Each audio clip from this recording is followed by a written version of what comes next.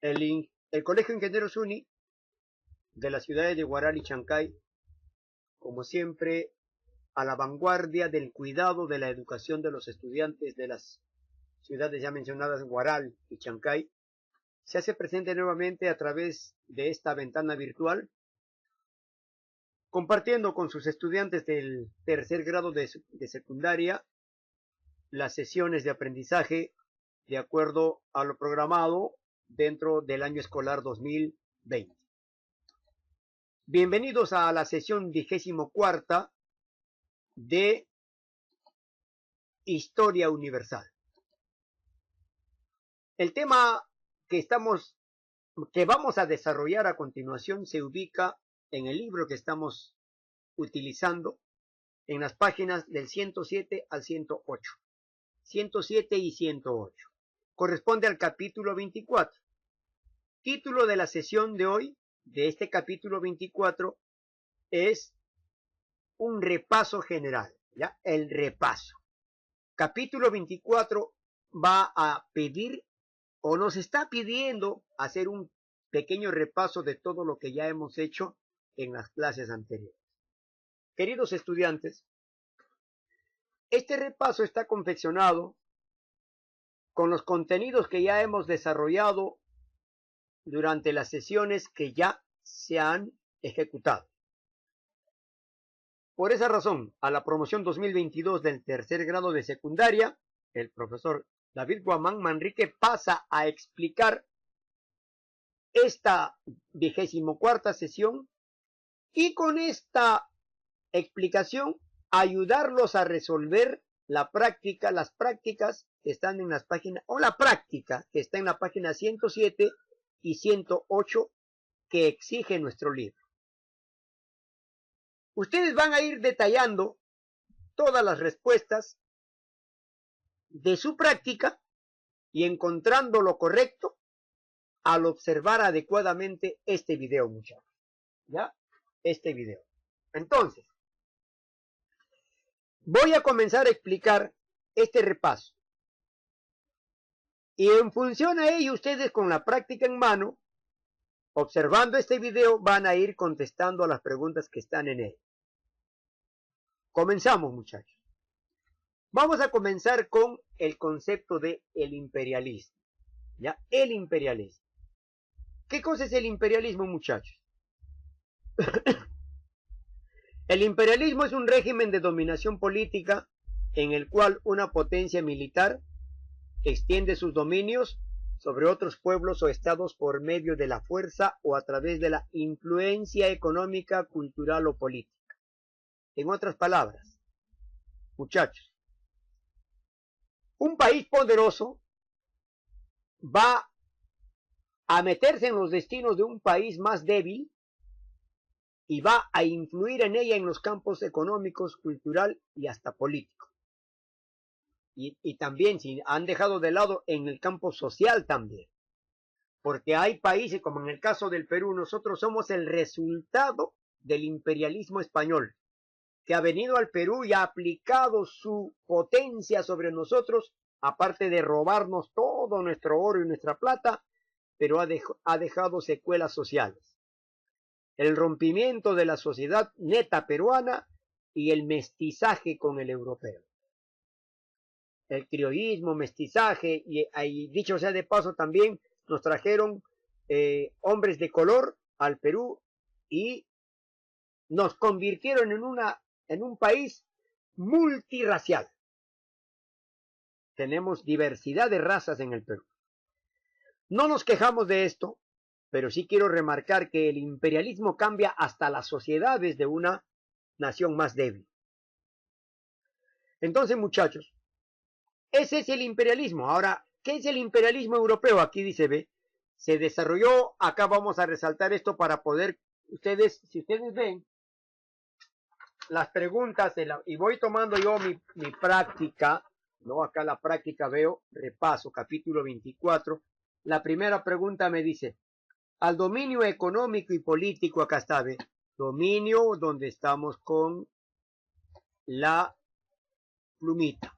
Dominio económico, muchachos, dominio o influencia económica. y también llamado influencia política, que acá eso es lo que dice acá la pregunta, al dominio económico y político ejercido por las potencias altamente industrializadas, llamadas imperialismo, ¿ya? ¿Quiénes son? Es una potencia militar y altamente industrializada que va a influir en otros países. Acá está, dice, ¿ve? Dice que, a ver, varios países europeos se hicieron poderosos económicamente. ¿Gracias a qué? A la segunda revolución industrial. Entonces son países industrializados, ¿ya? Industrializados. Entonces, ¿qué es lo que van a hacer? Dice, van a obtener los recursos naturales y materias primas baratas de otros países más débiles. Acá entonces dice acá la pregunta, al dominio económico y político ejercido por las potencias altamente industrializadas sobre territorios y pueblos de África y de Asia afines, acá está, ¿no? Acá ve, en África y algunos en Asia se metieron estas potencias europeas. ¿Cómo se llama? Ya está. Ahí está la respuesta. ¿Cómo se llama, muchacho? La respuesta está dada, ¿no? Acá está. No lo voy a decir, lo estoy encerrando. Se llama esto, profesor. Ahí está, pintadito. Eso es lo que es la primera pregunta. ¿Ya? La segunda pregunta dice, son posesiones que estuvieron bajo control francés durante el contexto del imperialismo. ¿Qué quiere decir? Francia, que era una potencia imperialista europea, ¿de qué territorios de Asia se apoderó? Ah, aquí está. Y acá, recordando, ¿no? Las principales potencias europeas fueron Francia, Alemania e Inglaterra. Y acá la pregunta me dice, Francia, ¿de qué país, de qué lugares de Asia y de África se apoderó? Aquí en la siguiente imagen tenemos el reparto colonial del mundo en Asia.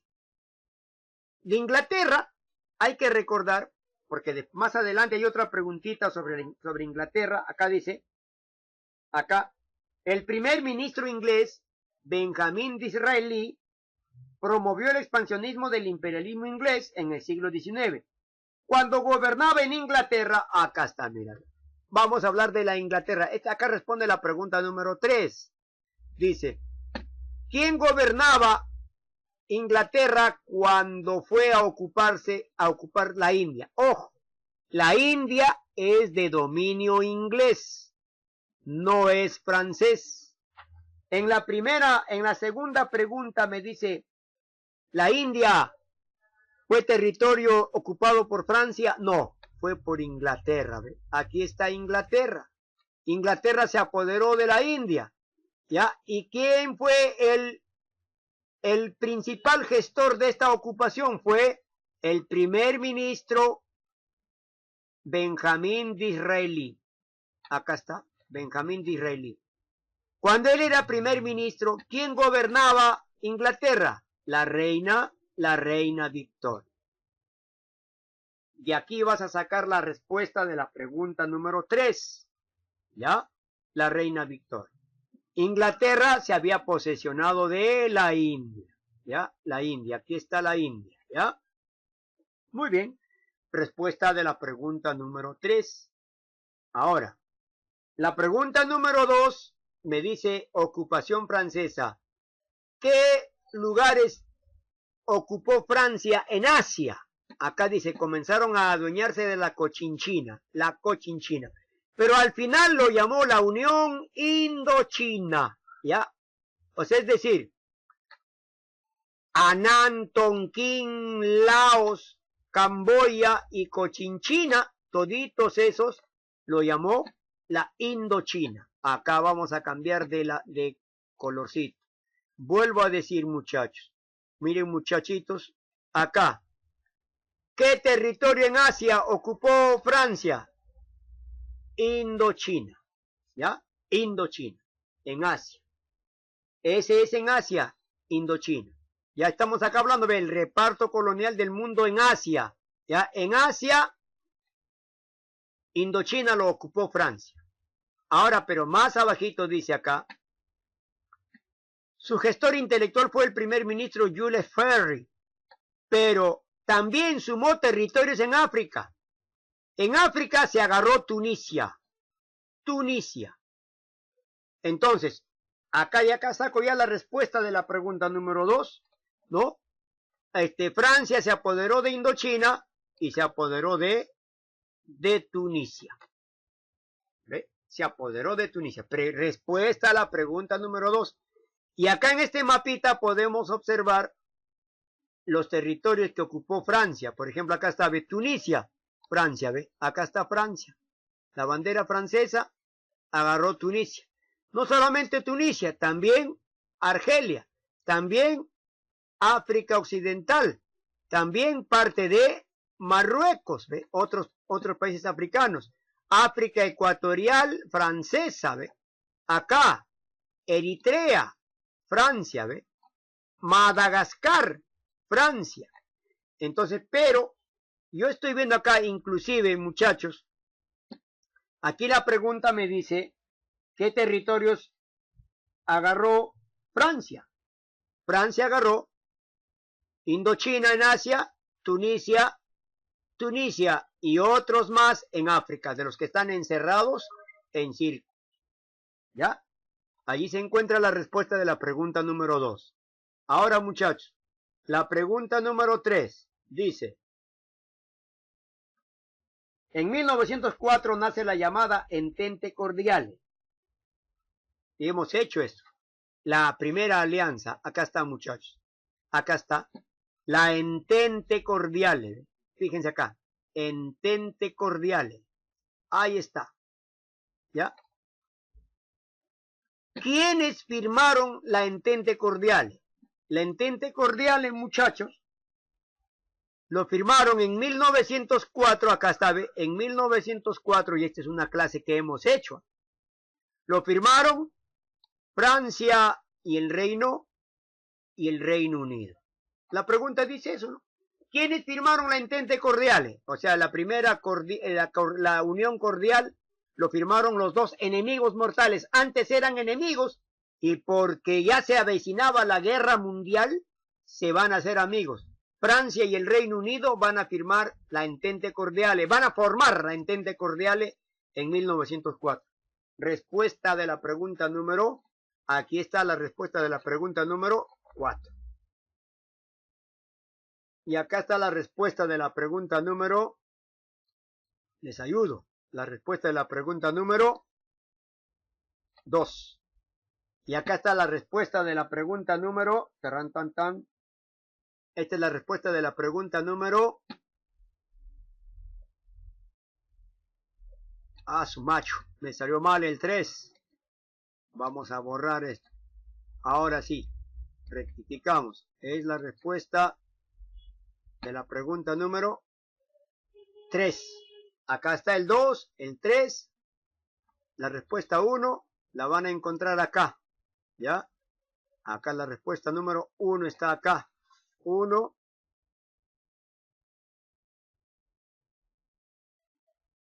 2, 3, y la respuesta número, acá ya no ya. Acá, 4, la respuesta 4. La Entente Cordiale, se unieron Francia y el Reino Unido, firmado en 1904.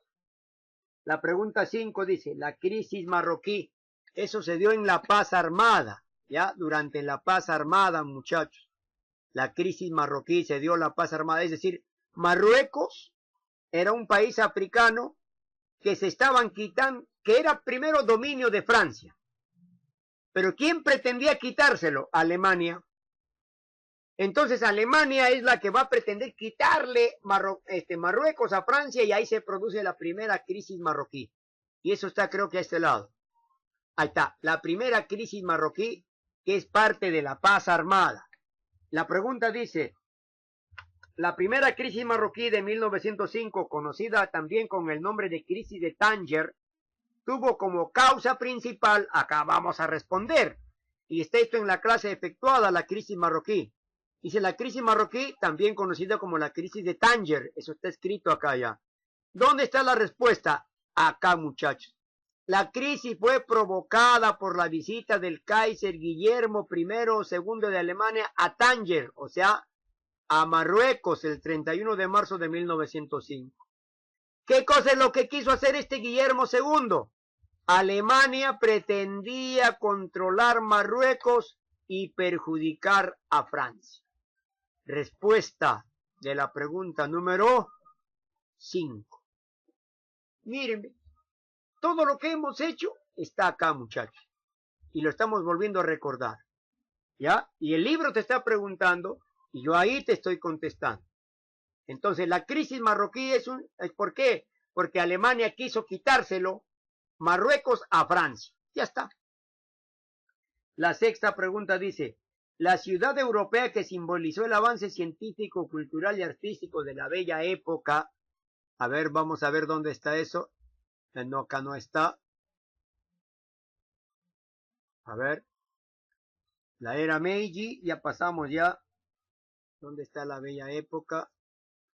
Vamos a ver, la guerra ruso-japonesa, Revolución Mexicana.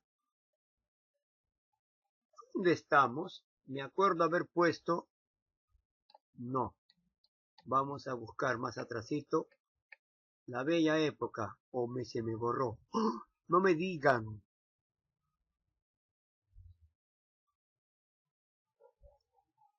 A ver, en el imperialismo europeo, este es el primerito, claro, el primerito. La bella época, ¿dónde estamos? No está aquí. No está aquí, tampoco aquí, la bella época. Tampoco aquí. La paz armada. Acá está, muchachos. Dice, la paz armada, acá está, la paz armada coincide con la bella época. ¿Qué cosa es la bella época? Adelantos científicos, culturales y artísticos, cuya ciudad símbolo fue París, en Francia. ¿Ya? La bella época, ustedes se acuerdan la segunda revolución industrial, el avance de las ciencias, el avance de la cultura, las expresiones artísticas del Renacimiento, de la Ilustración y todo eso, esa es la bella época.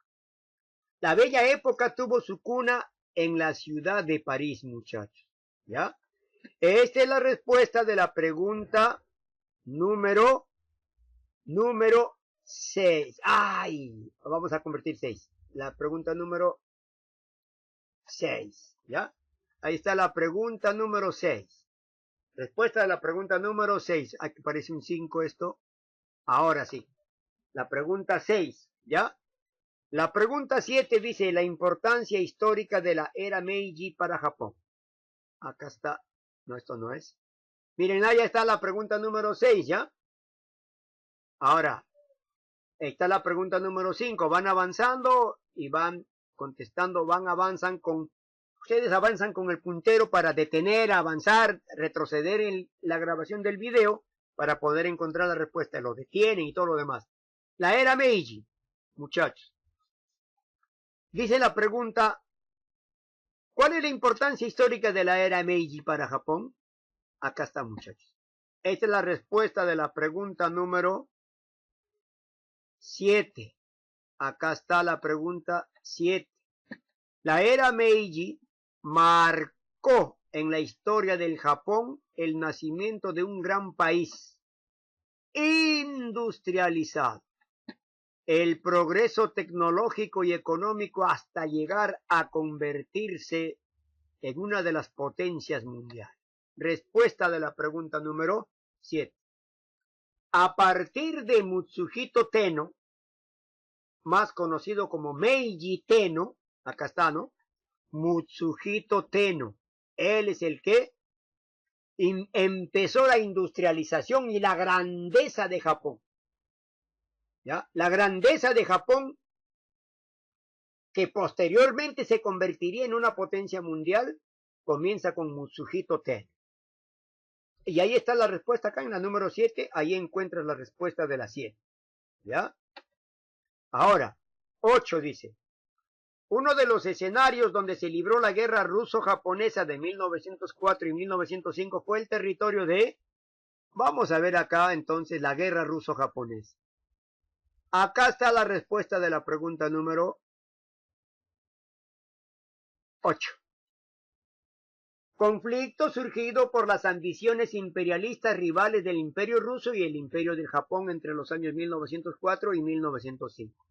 Esta guerra tuvo como escenarios principales los territorios de Manchuria, que le pertenecía a China, y Corea. Lees tu preguntita acá de la número 8, muchachos, y respondes a esa pregunta. Ahí está la respuesta. Lees las alternativas y ya está respondido. ¿Lo hicimos? Ahí está, sí lo hemos hecho. Ya está, muy bien. Pregunta número 9 dice. La respuesta está acá ya. ¿Quién fue el artífice de la industrialización en Japón? Mostrando energía y audacia notables. Desde sus primeros años de reinado, la llamada era Meiji manifestó su empeño, etc. La pregunta, ¿a qué personaje nos estamos refiriendo el que engrandeció Japón? Acá está. Esta es la respuesta de la pregunta número 9. ¿Quién es ese gran personaje? Mutsuhito Tenno. Ahí está.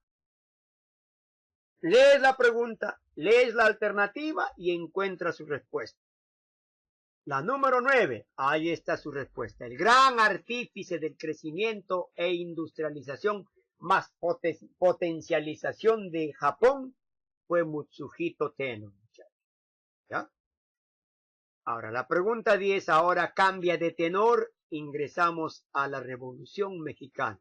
Esto ya pasamos acá a la respuesta número 8, ¿ya? La Revolución Mexicana. Dice, la Revolución Mexicana, hecho trascendental de la historia mexicana del siglo XX, estalló en el año, acá está la respuesta. ¿Ya? Conflicto armado que se dio acá está, estalló en el año, entre 1910 y 1917. Si yo tengo estas dos fechas, entonces, ¿en qué año comenzó? En el año 1910. Respuesta de la pregunta número 10. Ya está. Comenzó en 1910. Tú lees tu preguntita y lo respondes. Ya, acá está. No 1917, sino este es el comienzo. 1910. Ya. ¿En contra de quién? En contra de Porfirio Díaz. Ya, muy bien. Hay que sacarlo del poder a Porfirio Díaz. La pregunta número 11 dice, Francisco Madero y sus colaboradores llaman a la rebelión general contra la dictadura de Porfirio Díaz en 1910. Esta proclama se dio a través del plan. Entonces Francisco Madero saca un plan, ¿no? Vamos a ver. ¿No es esto? Porfirio Díaz se apodera del poder. Primera protesta revolucionaria. Acá está. Miren, la pregunta de la respuesta de la pregunta número 11. 11, muchachos. 11. Francisco Madero va a protestar. La primera protesta revolucionaria lo hace, pero antes elabora el Plan de San Luis. ¿Quién? Francisco Madero. ¿Ya? Ahora, ¿cómo se llama el documento que elaboró Francisco Madero? El Plan de San Luis. Y si aquí le quieres agregar San Luis de Potosí. ¿Ya? El Plan de San Luis de Potosí. Acá están las respuestas. Y ahí vas a encontrar ahí el Plan de San Luis de Potosí. Respuesta a la número 11. ¿Ya, muchachos? Entonces, continuamos, mis queridos estudiantes. La pregunta 12 dice, Pancho Villa. También, ya, miren, de la pregunta 12, estudiantes, la misma pregunta responde a la pregunta número 12. Por eso ya yo no lo pongo en este video. Dice acá, mira, Pancho Villa, también conocido como el Centauro del Norte, Centauro del Norte, dice, llevó a cabo sus acciones guerrilleras campesinas, principalmente en la zona, mire, del norte. Acá me dice, ¿en qué zona de México luchó Pancho Villa? En la zona este, norte, oeste, sur, sureste. Si le llaman el Centauro del Norte, no va a irse al sur, ni al este, ni al oeste. Es el norte. Entonces la respuesta a la número 12 ya la contesta la misma pregunta. Es el norte. En el norte de México luchó. ¿Quién luchó?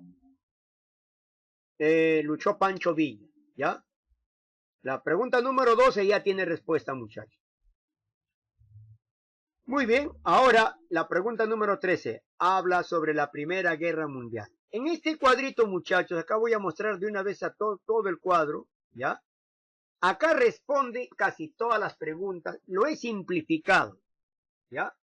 Lo he puesto en este cuadro las respuestas de la mayoría de preguntas que hay desde la número 13 hasta la número 20.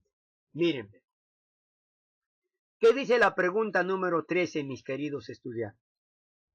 Son afirmaciones verdaderas en torno a la Primera Guerra Mundial. Lo verdadero ¿cuáles son verdaderos y cuáles son falsos? ¿Ya? Acá dice. La primera premisa dice. El pretexto para el inicio de la Primera Guerra Mundial fue la invasión alemana a Polonia. Pero acá yo voy a leer pretexto. ¿Cuál fue el pretexto? El asesinato del archiduque Francisco Fernando. Vamos a borrar porque está oscureciéndolo esto. ¿Ya? Lo oscurece. Y vamos a cambiar de un tinte más clarito. Para no... Dice, muchachos. ¿Qué dice acá?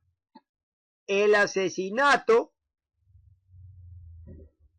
¿Dónde estamos con el puntero? Desapareció. No, no es esto. Ay. ¿Dónde estás, punterito? Tampoco es eso. Aquí está. A ver, muchachos. Marcador. Pero el marcador sigue siendo color de lápiz. Quiero este colorcito más bajito. Ya. Acá dice, el asesinato del archiduque Francisco Fernando, heredero del trono de Austrohúngaro, a manos del joven serbio Gavrilo Princip. Un momentito acá. ¿Cuál fue el pretexto de la guerra? ¿La guerra Alemania con Polonia?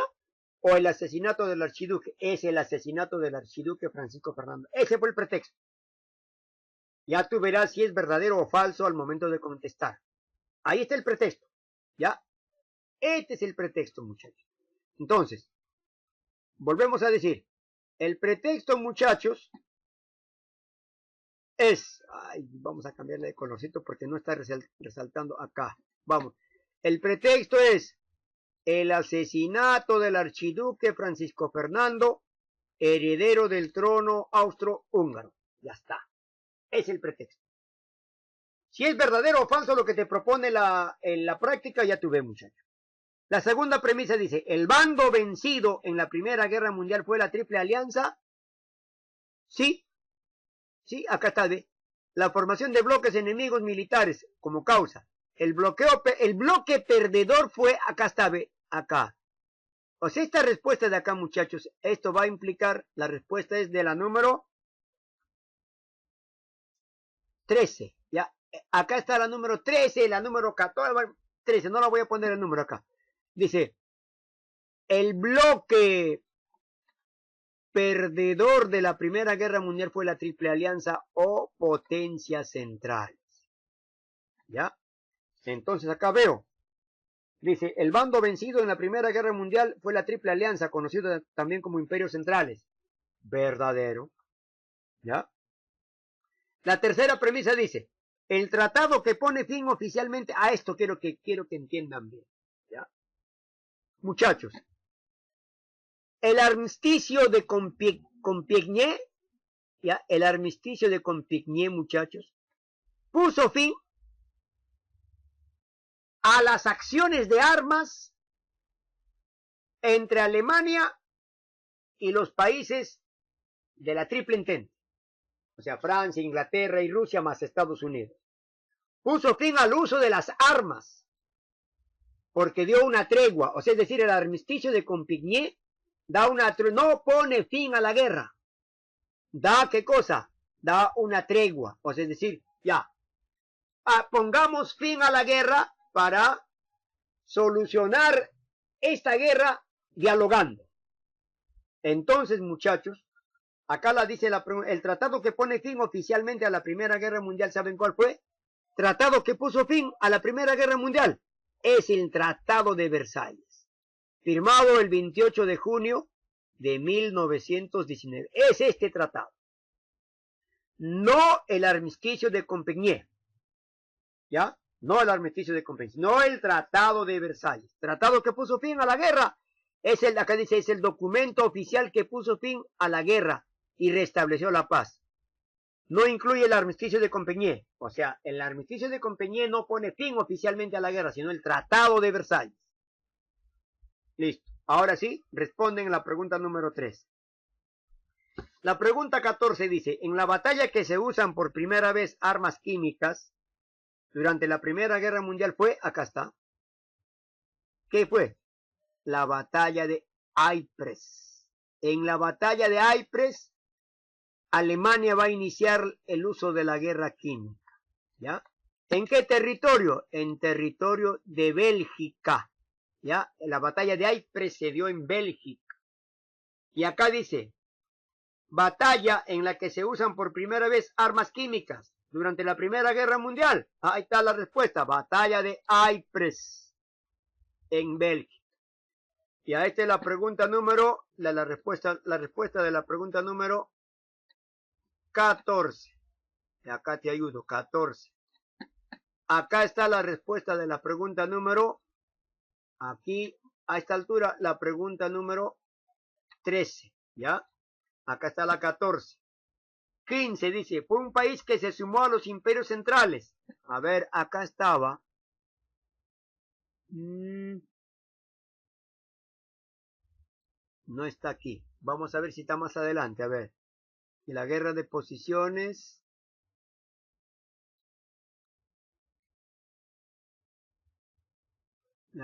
Hoy no está. Sí puse, sí me acuerdo haber puesto esto. ¿Dónde está? A ver. Acá. Acá encuentras, muchachos. En este cuadro hay varias respuestas, ¿ya? Leen con sumo cuidado. Por ejemplo, dice, voy a cambiarle de color. Dice, muchachos. Dice, Bulgaria se unió a la Triple Alianza en 1916. ¿Ya? Bulgaria se unió. Y acá la pregunta dice, muchachos, la pregunta número 15 dice, fue un país que se sumó a los imperios centrales en la Primera Guerra Mundial en 1916. Bulgaria. Aquí está la respuesta de la pregunta número 16. ¿Ya? 16. Muy bien. Ahí está la respuesta. Todo está. Bulgaria se unió en 1916 a esta alianza.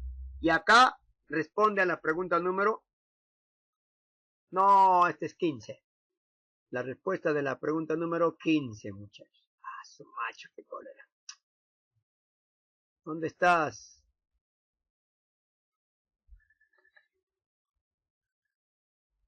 Ay, ay, ay. No. Bueno. Ya. Esta es la respuesta número 15, muchachos, pero no quieres a 15, ¿ya? No es 16, es 15. ¿Dónde estamos con esto? Acá está. Borrador. Es 15, ¿ya? Acá les ayudo, pero no quiero que se equivoquen, muchachitos. Acá es la respuesta número... ¿qué dice? 15, ¿ya? La respuesta 15. Ya, vamos a cambiar esto. Marcador, ya está. La respuesta número 15. Ahí está. La 16 dice, país que debido al estallido de su revolución socialista dirigida por Lenin, se retira en 1918 de la Primera Guerra Mundial. Yo ya les dije, ¿quién se retiró de la Primera Guerra Mundial, muchachos? Porque vivía su revolución. Eso lo hemos visto en la clase anterior. Rusia, ¿ya? No, acá no está, no he escrito eso, creo.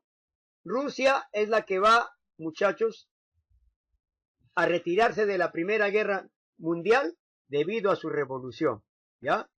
¿Por qué? Porque en 1918, muchachos, en 1917 despertó su revolución y no podían manejar la revolución más la Primera Guerra Mundial. Se retiraron de la Primera Guerra Mundial firmando el tratado Brest-Litovsk con Alemania. Rusia le regaló territorios a Alemania para que lo deje tranquilo. Entonces firmaron ese tratado donde Rusia se retira de la Primera Guerra Mundial, pero después regresa, ¿ya? Pero Rusia es el país que se retiró de la Primera Guerra Mundial. 17 dice, de la pregunta número 17, el Tratado de Versalles, muchachos, determinó para Alemania los siguientes puntos, excepto, o sea, ¿qué cosa no incluyó el Tratado de Versalles? Acá está. No incluye el armisticio de Compiègne, ¿ya? Eso no incluye. El Tratado de Versalles no incluye el armisticio de Compiègne. ¿Qué quiere decir? Esta es la respuesta de la pregunta número 17, ¿ya? La pregunta número 17. No sé si se nota. Listo. Ya está. No incluye el armisticio de Compiègne. Ahí está la respuesta de la pregunta 17. 18. Se trataba de una modalidad bélica en la que los soldados debieron luchar en... Acá está. Acá dice la pregunta. Los soldados debieron luchar en situación infrahumana, sumergidos en profundas excavaciones, en medio de las ratas y el lodo, conformando efectivas líneas defensivas. No avanzaban ni retrocedían. Acá está. Vamos a ver acá, muchachos. ¿Dónde estamos? Dice... La forma en que se desarrollaron las operaciones militares se llamó guerra de trincheras. ¿Por qué se llamó guerra de trincheras, muchachos? O también llamado la guerra de posiciones, ¿ya? La guerra de posiciones. ¿Saben por qué se llamó así? Por esto, muchachos. Las tropas se vieron obligadas a luchar durante meses en trincheras, en penosas condiciones, bajo la constante acción de la artillería, rodeados de alambradas, enfagadas, acá hay alambradas, enfangadas en terrenos infectados de roedores, había rata cualquier cantidad, y sometidos a la acción de las armas automáticas y los nuevos ingenios bélicos. ¿Cómo se llamó? La guerra de trincheras, ¿ya? Se llamó la guerra de trincheras. Esta es la respuesta a la pregunta número 18. Acá está la respuesta a la pregunta número 18. Ya está. 19. Uno de los episodios cruciales para el estallido de la Primera Guerra Mundial fue el asesinato del heredero austrohúngaro, Francisco Fernando. ¿Quién lo mató? Retrocedo acá, muchachos. ¿Quién mató al heredero Francisco Fernando? Gavrilo Princip. Acá está la respuesta. ¿Ves? Retrocedes y ahí es la respuesta de la pregunta número 19. Gavrilo Princip. ¿Ya? Ahora, muchachos, y la última preguntita. Vas a relacionar los nombres de los países que ejecutaron estas acciones. Por ejemplo, acá yo no voy a escribir acá nada de esto, ¿ya? Acá en el trabajo de extensión. Por ejemplo, dice, el plan Schlieffen, escúchenme bien antes de saco esto primero. El plan Schlieffen lo ejecutó Alemania.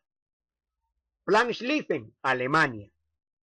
¿Qué cosa fue el plan Schlieffen? Atacar a Rusia y atacar a Francia. El flanco oriental y el flanco occidental al mismo tiempo para no darle reacción a estos países, pero le falló el plan Schlieffen a Alemania. Alemania ejecutó el plan Schlieffen, ataque rápido y violento a Francia por el lado occidental y a Rusia por el lado oriental. Por lo que como dividió sus ejércitos en dos, ahí se debilitó. Plan Schlieffen, Alemania. La era Meiji facilísimo, ¿cierto? Japón. La era Meiji, Japón. Paz de Algeciras es una paz que se firmó en el territorio de España, muchachos. ¿Ya? En España se firmó la paz de Algeciras. La batalla de Ypres, ahí está mal escrito, Irpes, dice, es la batalla de Ypres. Acá está, muchachos. ¿Dónde estamos?